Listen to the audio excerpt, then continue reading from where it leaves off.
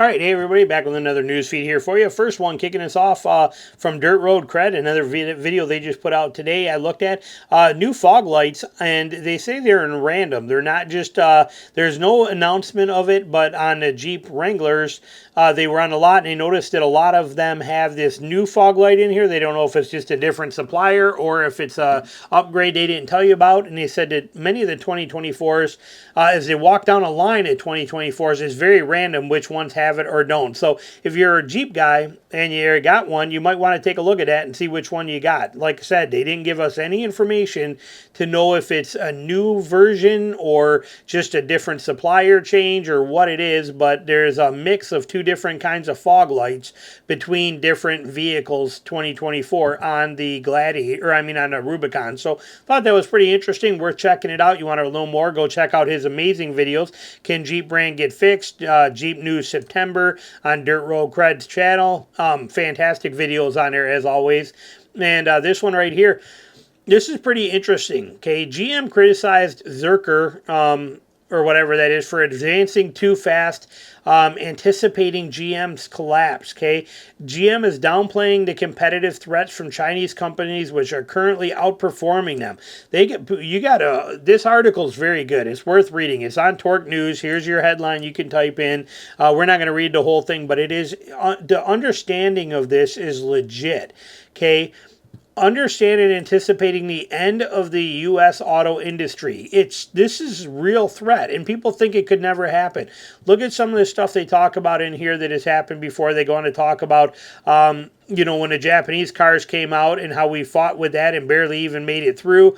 Look at how this is how often our countries lose their industrial leadership. For instance, with cell phones, Finnish company Nokia. How many of us remember Nokia? Okay, Nokia was the king of cell phones. Okay, they didn't think smartphones were a thing. Then they also thought Apple was a joke and would never go anywhere. They lost their dominance and nearly went under and aren't well known for anything now, okay? AT&T dominated telecommunications in U.S. market and opened up to competition. They were failed over into by the Baby Bells, okay? Michigan Bell, Illinois Bell, things like that kind of stuff. My mom worked for AT&T and my dad worked for Michigan Bell for many, many years, retired from there. So this is it, okay? You step up to the competition or the competition will roll right over you. It is that way. There's no choice about this. And they don't understand what's happening and how serious this is with the Chinese automakers and what's going to happen here.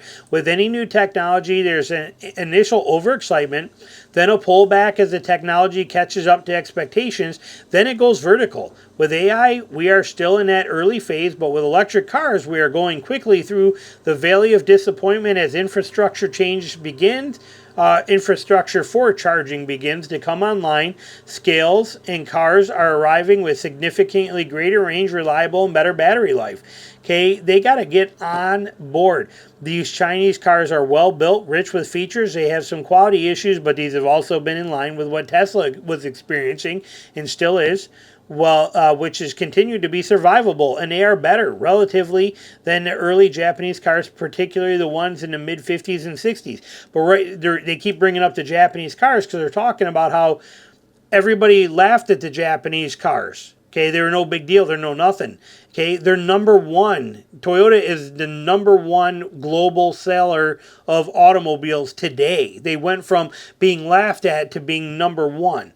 Okay, China's effort is ramping up nicely and will coincide with what I believe will be the second electric car wave in 25-26, but many Western companies are now pulling back, and Jaguar and one European car maker decided is going all electric to stay on path, is having a really bad time pivoting to electric and may not survive as a result of this. This is the world we have right here. And the scary part is, as he says right here, when you go into market, you have to be prepared to compete at the same level as your competitors. And right now, Chinese car companies like Zeekr are so greatly outperforming U.S. domestic car companies that they are starting to overcome massive proactive tariffs. And should those tariffs be bypassed, meaning coming in through Mexico, or be eliminated as part of a future trade deal, I doubt companies like GM and Ford will survive. I don't think the European companies will do much better. This is serious statements, and this is legit here. But you think about that. I mean, 100 and something years of, Ford and GM and all this being here, and it might be wiped out by Chinese auto manufacturers in a blink of an eye. Serious stuff to consider. This is a very, very big deal. Now, let's go over to this one here. The biggest pickup truck recalls in U.S. history. There's something interesting on these when you look at them. So we're going to go through the top 10 real fast.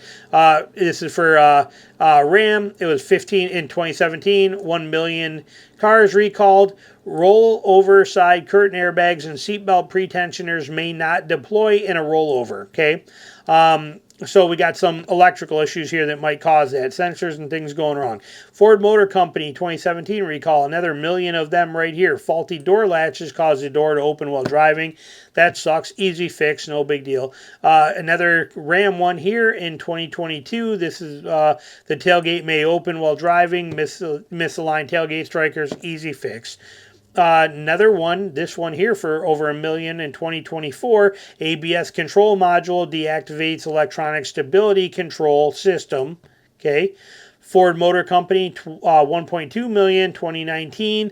Unexpected transmission downshift into first gear at any time. Okay, it was a module in there that did that. Toyota, 1.3 million recalled in 2009. This was for the accelerator pedal could get stuck behind the floor mat. I mean, how crazy was their floor mat design? But the way the edge was, you could hit that. If you floored it, that pedal could actually get caught on the back of that and not come forward, making you stay in and keep accelerating. Number 4, another Chrysler one here for Ram, 1.5 million in 2017. Risk of vehicle rollaway due to brake transmission shift interlock failure.